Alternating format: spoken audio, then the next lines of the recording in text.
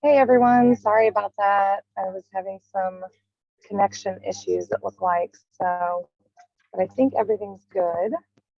We have several people joining today, so we're just going to give everybody a moment to jump on and then we will get started. We'll get started shortly.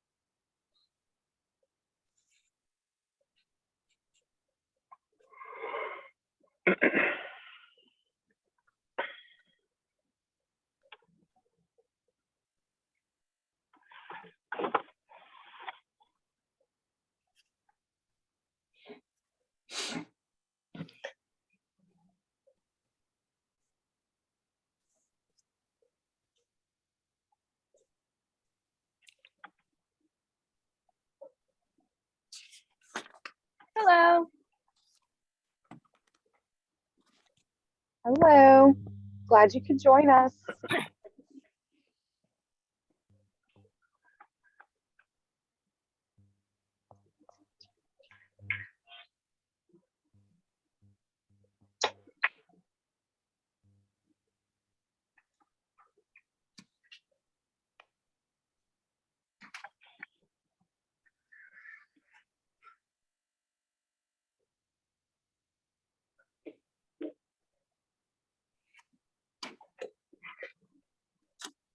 You have it. You want to just come over here? Okay. Unplug.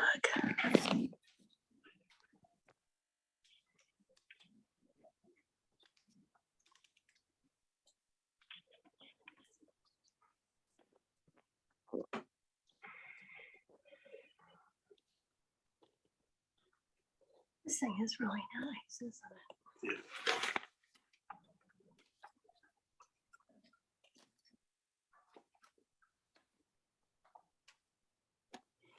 Your Costco stuff's supposed to come Tomorrow.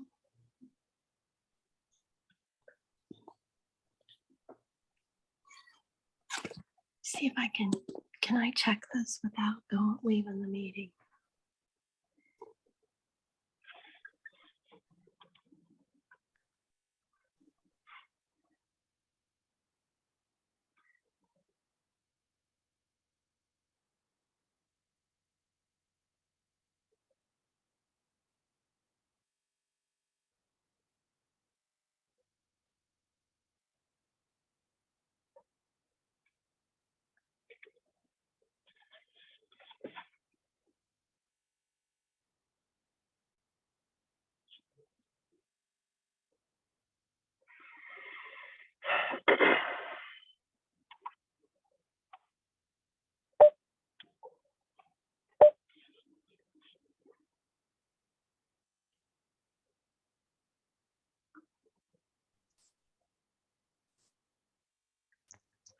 Okay, I know we still have several other people waiting to join or that were supposed to be joining us, but we want to be respectful of everybody's time.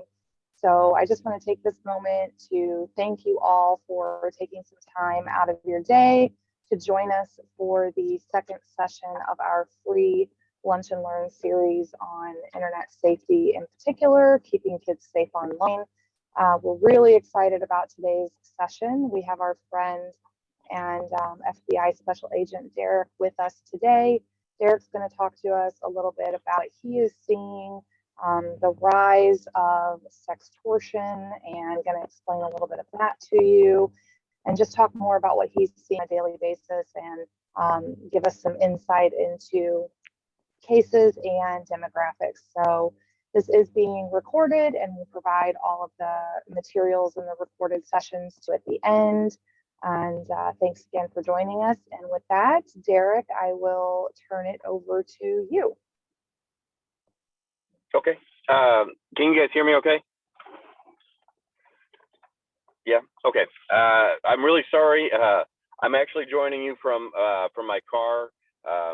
We have one room inside that's set up for Zoom for security, and it's being used. And I don't know if you guys saw the news, but there was a shooting at the FBI office in Cincinnati. So everything's in a little bit of flux today. So I'm talking to you from the car. But what I want to talk to you today about is sextortion, crimes against kids, and some human trafficking that I've worked with in my career. I've been with the FBI for 15 years. I've primarily worked crimes against kids, but I've worked other cases, terrorism, white supremacy, power groups, financial crimes, but I've spent the majority of that 15 years doing kids cases. I was an analyst and a secretary for about 9 of those years, and I've been an agent for about 6. So really the way that the FBI looks at it, there are different ways that we break up the crimes against kids and the human trafficking violations themselves. And so there's obviously the production of what used to be called child pornography, which is now referred to as child sexual abuse material. And we've changed the name within the Department of Justice because we wanted to reflect that each time that this material is produced, it's capturing a sexual abuse for somebody's entertainment. And when we use the term pornography, it comes off almost as a acceptable or a culturally palatable term. And so what we're trying to do is lead the way in changing how that language is used. Then, of course, there's human trafficking, which most of people think of sex trafficking, but it also for us includes labor trafficking and processes like peonage or indentured servitude, which are less common in the U.S., but they do happen. A good example here in St. Louis is a case from 7 or 8 years ago. We had a young lady from a mountainous region in Mexico, didn't speak English, didn't speak Spanish. She spoke an indigenous dialect. The traffickers brought her here specifically to clean movie theaters at night and said, if you don't do this basically for free, we'll hurt your family. And in that instance, the agent who worked here at this office, she was able to help the young lady, put the bad guys in jail, and then help the young lady's family back in Mexico through some of our federal resources. One of the newer violations that we have, of course, is sextortion, and that's really come on in the last 10 years or so. The first big sextortion case in the United States, I was unfortunate enough to work on. It was actually in Southern Illinois. The victim lived in Effingham. If you search around, she has done many interviews from back then. She was not hiding her story. She very much wanted to make people aware after she turned 18 of what had happened to her. And in that instance, we had a coworker who worked with her at Taco Bell, who was also really good at figuring out how technology works, was able to get nude photographs of her. He extorted her, made threats to her, put tracking software on her phone to observe when she moved, where she was, and he would send her text messages say, hey, you missed your turn, you missed your exit, things like that would just freak her out. Long story really short, Stephen Mislick was his name, and he went to jail for, I believe, more than 30 years. He had 50 victims all over the country. We have seen sextortion change now. In fact, I'm working a big sextortion case now that has victims not only domestically, and it's not only people that the bad guy knows. We have victims in Latin America, Europe, and all over the United States. And they've become much more violent. In the past, it was a threat of, if you don't do what I say and send me images or perform this specific act, I'll send your images to your mom or your dad or your church or your basketball team, which is a lot of social pressure for most kids. But now it's escalated to threats of violence. I know where you live. I will hurt you.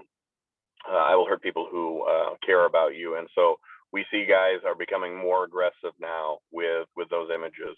And when I use the gendered terms, the majority of our offenders, it's not 100% exclusive by any means, but the vast majority do wind up being male. I think in 15 years we've worked with one case where the person producing the images of kids was a female, and she had extreme mental health issues. So that's our gamut of what we investigate. And here locally, what we've seen as far as trafficking goes, because I know the Covering House provides a lot of services to victims of trafficking, specifically children who are victims of sexual trafficking. I've worked 3 very large cases, mostly on the east side of the river, and almost all of them share a commonality in that the victims in those cases were young girls who came from a home of disadvantage. And what I mean by that is either their parents were absent or minimally involved in their lives, or their parents were actually a bad influence. They dealt with extreme poverty. They dealt with mental health issues. They dealt with a sexual abuse that was going on that they couldn't disclose. In one instance, the mother, who was in the medical profession, who was what I would consider a good mom who was engaged, was not aware that her mentally handicapped son was sexually abusing her daughter, causing her daughter to flee and become somebody who performed sex acts just to get by and get food and a place to stay for the night. Of those 3 cases that we've worked, and when we talk about demographics, our biggest case, or my biggest case, was Marcus Thompson and his wife Robin. Marcus and Robin were from Farmington, Missouri. They were a Caucasian couple in their late 20s. Robin was a heavy drug user. Marcus envisioned becoming a millionaire by trafficking girls. He had came up with the idea when he was in prison. They went to the east side. I don't want to give you the exact town just out of privacy concerns to the young lady, but they went to the east side of the river and basically talked a 15-year-old African-American female into coming with them under the ruse of a modeling career. They trafficked her in Texas, Louisiana, Florida, Georgia, and Tennessee until she was actually able to flee in Texas when that was the last stop there. The race became an issue in that case because not only was she sexually trafficked through all those states, while she was being trafficked, both Robin and Marcus used racial epithets, harassed her because of her race, and just made that just an added stress to the entire situation. She escaped on her own volition. She did one of the smartest things I've ever seen a victim in one of these cases do, which is she stole their phone when she left. And when we were able to talk to her at the hospital, she gave us their phone, which directly led to their arrest, their conviction. And Marcus is in jail for life. His wife is in jail for 20 years, of which she's done probably 6 or 7 years.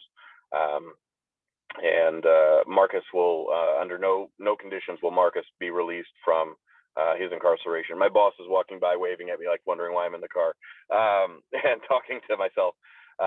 Two other big cases that we had. One is from East St. Louis. There was a young man named Michael Johnson. Michael was a violent felon, and now my boss is making faces at me. No, I'm on the call.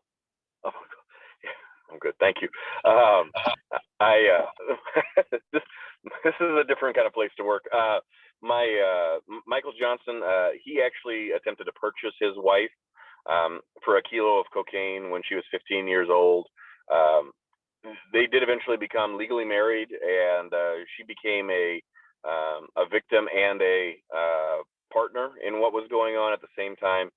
He did traffic her. She did facilitate trafficking of younger girls, and so we had to be judicious in how we applied the law in that case. Mike got 30 years for what he did for trafficking 4 females who were minors. In reality, he trafficked over 50. We didn't have the resources and cooperation from all of the young ladies but we did have 4 minor females that we worked with. One of them had immigration issues that she really didn't want to participate all that much, but we were able to put Mike away for 30 years. His wife, because of her abuse and mental stress, we were able to we basically got her on probation and offered her resources, and she does lead a much different life now. She advocates for victims of trafficking and victims of abuse. And then our last case was a young man named Demarius Foxworth. Demarius, same general story, trafficked a great deal of girls all over Southern Illinois. What was interesting about Demarius was he was from the city, but he recruited his girls primarily from rural communities and would romance them or bring them in through dating apps. And basically talk them into performing sex acts for money, which they would then give to him. He was also a drug dealer on the side. Demarius was a little bit different in that he was the only person smart enough to really cooperate as far as being a bad guy, and he wound up getting 11 years, which he did, just got released from. But that's a pretty good charge for any crime at the federal level, but 11 years was not insignificant. We were able to get his victims out. His primary victim, who was a 15-year-old girl from the east side of the river, she's actually doing quite well now. I think she's 24, 25, has a kid, has her life together.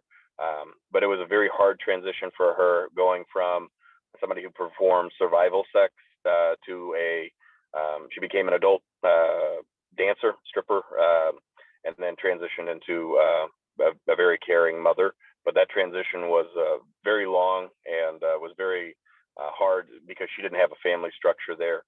A lot of these guys will specifically prey on girls who have some sort of mental health issue, drug dependency issue, who have a home where they don't have the resources to provide care for ongoing and legacy issues.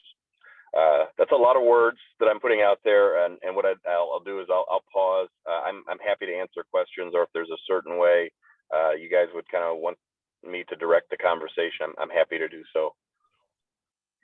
Thanks, Derek. I know that a lot that we've been talking about with this particular series is just the various ways that traffickers can lure, and the places that they're luring and grooming victims.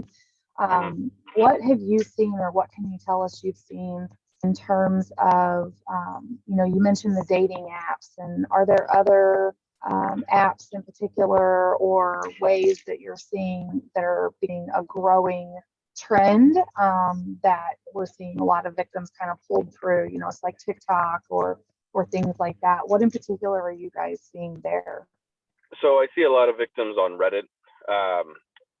I didn't use Reddit. I don't have any social media, but I see a lot of folks on Reddit because you self-categorize. And so when you go on to Reddit, if you're a young female who's dealing with a childhood sexual abuse or a mental health issue, you might seek out people who are dealing with the same. There's not really a checks and balance for who gets into what group. So we've had people who have pretended to be girls who are victims of sex trafficking or girls who are victims of sexual abuse, and they're 30 or 40-year-old adult men, but they get the girls to talk about their sexual abuse, which it is arousing for them, or they get them to identify themselves, and now you've identified a person who is already exposed to that kind of lifestyle or already exposed to that trauma, and then they just try to recreate the cycle again for their benefit.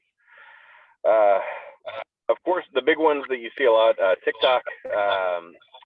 I've seen kids as young as 8 post stuff on YouTube, which is sexual abuse material of themselves. And most of this that we see, it's to generate followers. So when we talk to an 8-year-old who is posting a nude video of themselves on YouTube, the reason that they're doing so is because they have 10 followers and they want 10,000, and they will get that. There is no shortage of people who are willing to smash that like button if a kid is willing to do that. And so those, we see it across almost every social media account. There are no lifeguards in the swimming pool unless the companies reach out directly to us or somehow we get a report. The amount of data that's there, it precludes us from being active and monitoring all these sites at once. And if you think about it in like policing in the 80s, if you were from a small department, you knew what neighborhoods in your district are active in selling drugs, or what bars would generate a bar fight on a Saturday night. Because of how expansive the digital divide is and the different tools that are out there, it's just impossible for law enforcement to keep up without people playing an active role. So we do get a lot of reports. One of the biggest cases that I'm working right now that resulted in somebody being charged across multiple districts, and I'd say there's over 20 victims, is an anonymous tip that came into us. I have no idea to this day. I've been working it almost a year. I have no idea who actually let us know or how they found out. They either have to be a genius or a bad guy that wanted to do something good. But it wound up getting a lot of people caught all over the country, and it wound up identifying a lot of victims, which is huge for us. The big thing, people always ask me, parents ask me, how do I protect my child from falling into that trap where they're in a social media group or in an atmosphere where they feel pressure to either take photographs or videos of themselves or engage in risky sexual behavior. And I have, very simple rules. Like in my house, I have a daughter, she is 10. She doesn't, I check the iPad or I check the device that she uses on a regular basis. So it might not be today, it might not be tomorrow, but it's day 3 and it's random, and then it's the next day. And so she never quite knows when I'm going to go through the history. I'm never, she never quite knows when we're going to look at who she's talking to. We do always encourage her. We don't encourage her, we make her watch the video, the YouTube videos that she likes to watch, or use the sites in a public part of the home. And so when kids cloister themselves away with the devices, that's a lot easier to talk them into doing things that are questionable. And then those devices, I know where they're at in my home. So if I go to a particular cabinet, I know that her iPad is in there. It's bedtime, I check, it's in there, and that's where it stays, or I take it with me. Yeah. The other big thing for kids is having an honest talk with them. A lot of parents, when we talk with them, they'll say things like, well, I did see nude pictures of my daughter on her phone, but I didn't know what to say, or I didn't say anything, or I want to give her privacy. And I say the big thing is, don't be afraid to have that conversation in a loving and open way. Say, hey, listen, we need to talk about this. Here are the dangers. Here are the reasons why, and demonstrate through your behavior that you care. The problem that we have is a lot of parents just afford kids privacy, and there's no lifeguard in the swimming pool, so to speak. Yeah. I'd like to open it up to everybody else on the call. Feel free, you can unmute yourself to ask a question, or if you want to put the question in the chat, we're happy to answer there. I can monitor the chat and I'll relay the questions to Derek. I know one of the things you said about keeping the devices in public areas of the home, that's something I do in my home as well. The kids are not allowed to have their devices in the rooms at bedtime and such, and overnight. And when they're on them, they have to be, somewhere where I can hear or see like what they're looking at. So that's a really good tip. Right. Laura, I have a question. Yes. Hi, Derek. I'm Sarah Gregerson. I'm on the board for the Covering House. Thank you for being here. So I have a little 6-year-old, and I guess my question stems around, we can monitor the kids when they're at home. It's more difficult when they're at a friend's house or they're on a buddy's device and we don't know what's going on. At what age does it seem appropriate to even have this kind of a conversation with them and talk about really what is going on out there? Because you don't want to scare them, but at the same time, you want them to be aware.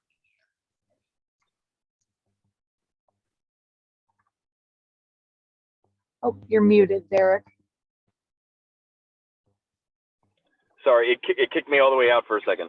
My daughter's 10, and we've had that conversation. The reason we have that conversation is because she has told me before where she's been at her friend's house and they've been doing a TikTok video, or they've been using inappropriate language. And so I think, well, that's a clue to me that something's going on where we need to have that conversation. Additionally, I will say the worst case that I've ever seen was I caught an 11-year-old. I caught her. Her dad brought her to our attention and said, I believe my daughter is engaging in creating, nude images of herself. She was 11. Dad worked nights.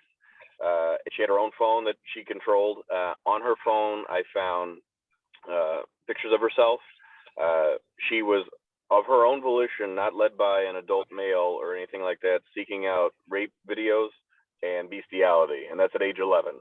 So there are kids who find those things and don't know how to manage them, don't know what to do with them, and then that acts as kind of a virus in the community and spreads to other kids. And so I encourage my daughter, if she sees something weird, hey, let's talk about it, let's ask questions, because finding that 11-year-old kind of changed my perspective. As a kid who grew up in the 90s, I think that most people my age probably would say 15 or 16 is the appropriate time to have that conversation. Unfortunately, it's become much younger because kids have unfettered access to just different things like that, especially in homes where they don't have a active parenting role.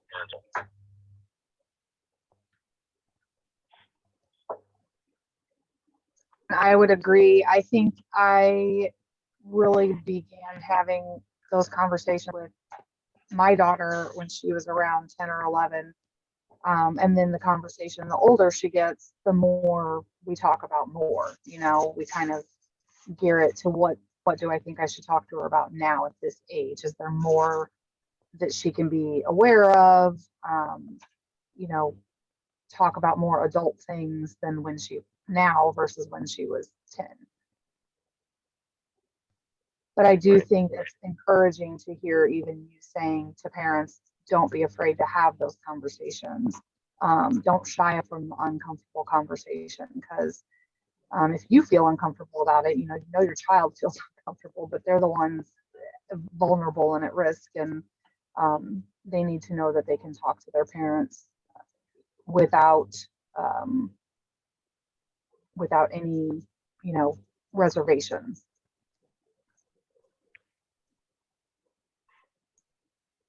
Anybody else? What other questions do we have? Here we go.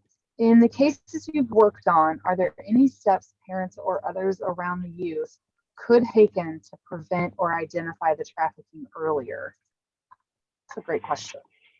Yeah, there's a few things. So from the investigator side, one big thing is a lot of parents, as soon as they find something, they want to delete everything. They want to delete the pictures of the kids. They want to delete the conversations because they don't want their child to be shamed. But it makes it very hard for us in a lot of those instances to get that evidence or get the information that's contained in those messages. So one, kind of a full stop, a hands-off approach. Let law enforcement and social services deal with that. And I know that nobody wants to expose their child to those things, but the reality is it's very hard to catch traffickers or anybody engaged in that kind of activity when we don't have any of the evidence. So that's one thing. Two is when you become aware that there's a problem, start addressing that problem. So I have a young lady. She's in 26, 27, and I wound up talking to her mom through a kind of a happenstance thing, and she's like, "Yeah, I knew my kid was taking pictures when she was 15, but she didn't. I didn't address it. I didn't get her any kind of services, and so that's obviously a problem." I love how everybody's staring at me in the car. And from the flip side of that, we had a young man, and I don't have a lot of sympathy for people who are traffickers or pedophiles, but I did interview a young guy. He was 22, 23 years old in Springfield, Illinois. and he confessed to having child sexual abuse material, and he confessed to having a sexual relationship with a 14-year-old. And during the interview, one of the things that he said that floored me was, I remember when I was 17 or 18, I had feelings for very young kids. And I went to my mom and I said, I need help. And my mom's answer was, well, stop, that's disgusting. And that was the end of mom's help. He went to his school counselor and also sought out help. The school counselor says, we don't offer help for that. And so he did what everybody does at that point. He went to internet and Googled, I'm a pedophile. What do I do? How do I help myself? And everybody's response was, kill yourself, hang yourself, go die. And he said, basically, I sought out help 3 times. I didn't get any help.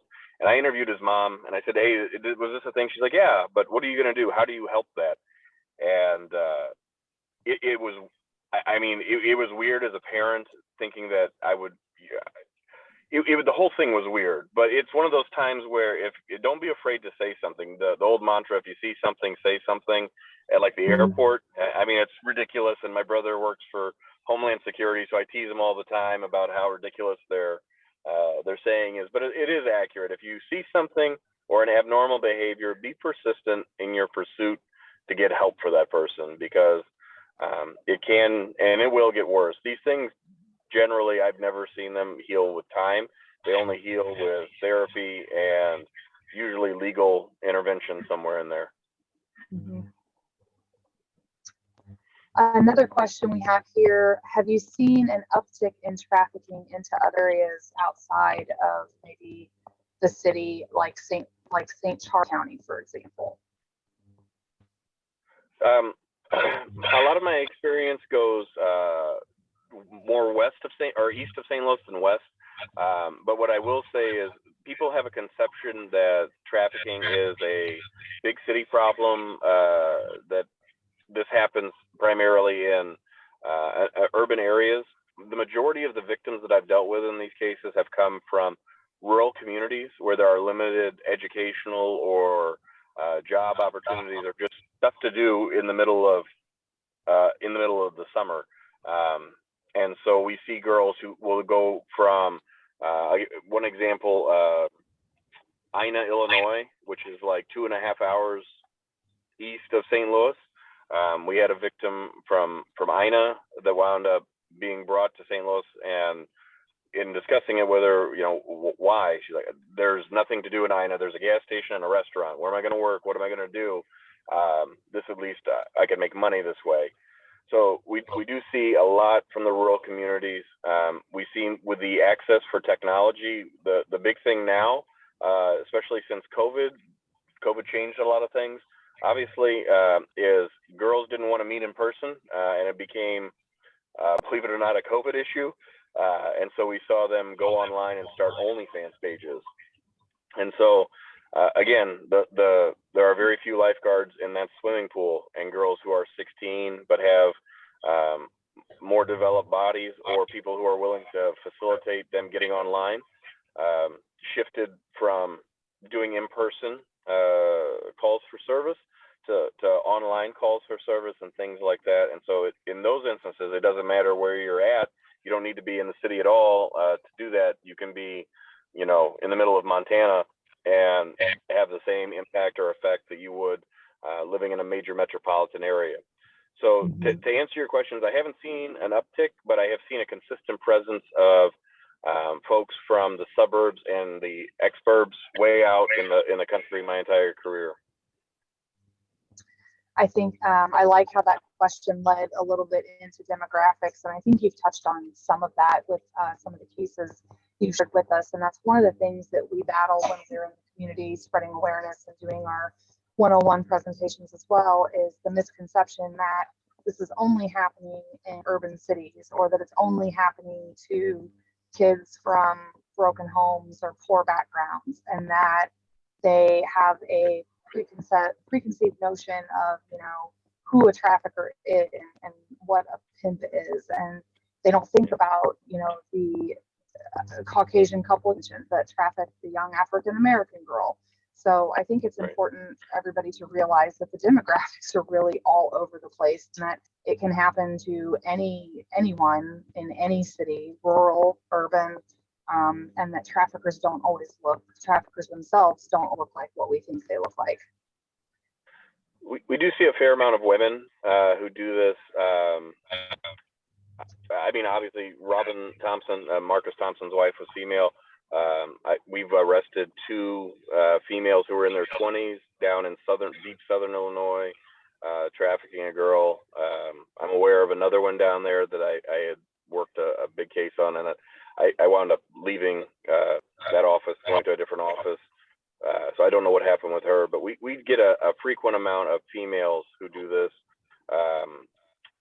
You know, part of the other thing, and people always joke about how many strip clubs there are in East St. Louis. East St. Louis actually doesn't have a single strip club in the city limits, but there are 19 in adjacent communities, and that doesn't include ones that are privately operated in homes. So I get a Yeti cooler full of beer. I install a pole in my house, and I have set hours for the neighborhood. So there's, you know, a minimum probably of 10 or 15 of those that occur in the East St. Louis general area. So you're looking at an environment where you know, 30 different places, some of which are very very good about checking IDs, verifying ages, and making sure that their employees have some level of security as they even go out to their car or operate in the community, versus others where there are no safety measures put into place. There are no rigorous ID checks or health checks or anything like that. And so the opportunity affords itself there. If you want to do something, don't count on the business, obviously, to intervene in a lot of those cases. Yeah. One other question, do you feel that some of the apps that parents can use to monitor their children's online activity, such as Bark and Canopy, do you feel that those are worth it, and that they do a good job in alerting parents to possible dangers? I can't endorse any kind of service, but in the time that I've done it, I've personally never had a case brought to me because mom and dad became aware through an app.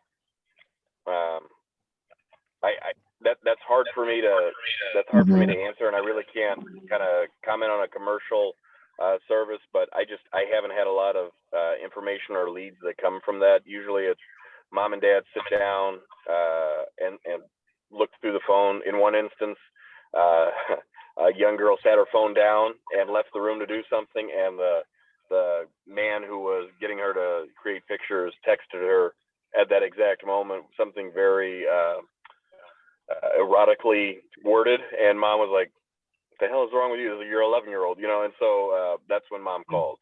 That was the tip off.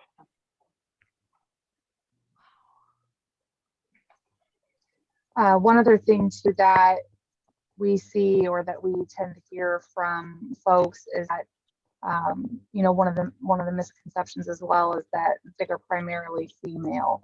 Have you guys seen an increase in cases? I know we've received an increase in referral calls for young male. Have you guys seen any increase in cases of boys being victims? Yes. Yeah. So as far as the trafficking goes, male victims are less frequent, but when they do occur, male victims tend to receive more violence. Part of that might be the way the statistics have been kept over the past few years for people who might be transgendered. Police departments may have been miscategorizing things or categorizing things differently. But boys in general are more present as victims in our cases. We see it a lot.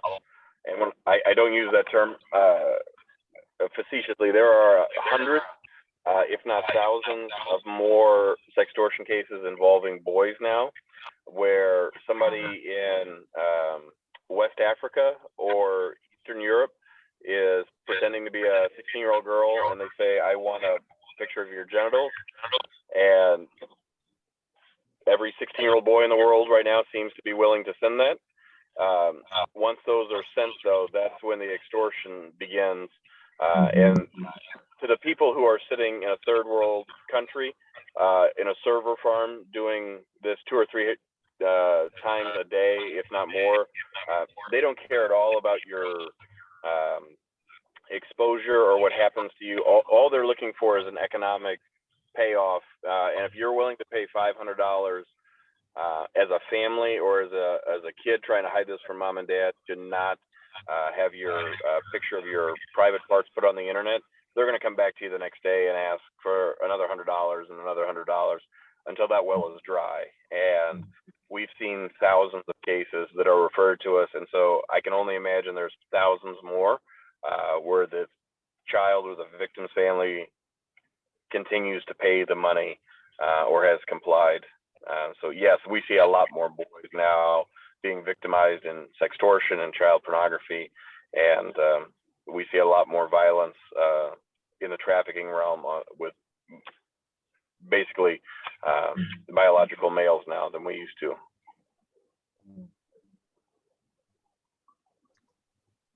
Does anyone else have questions for Derek while we have him on?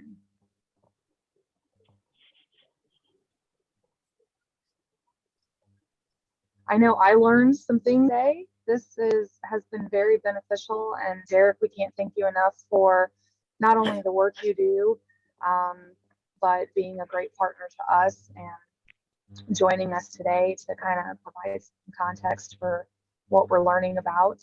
So we really thank you and appreciate you for taking the time to be with us today. Like I said, I'll provide the recording of this session to those of you who are on the call. And just a reminder for everyone, if you haven't signed up for the next session is September 8th at the same time, 11:30 to 12:30. It will be the last one in this series. We're very excited about it. We've assembled a panel of community partners and parents, and our goal is to really dive into some of the apps that your kids are using, how to lock them down, conversation starters you can have with your kids to have these tough conversations that Derek talked about today, and things you can do to really just encourage and empower parents to take control back of our kids' online safety. So really good for that one, and we hope you guys can join us. And we will hope to see you on September 8th. Thank you all for taking time to join us today. Thanks again, Derek. No problem. Thanks, have a great day, guys. You too. Everyone have a great day.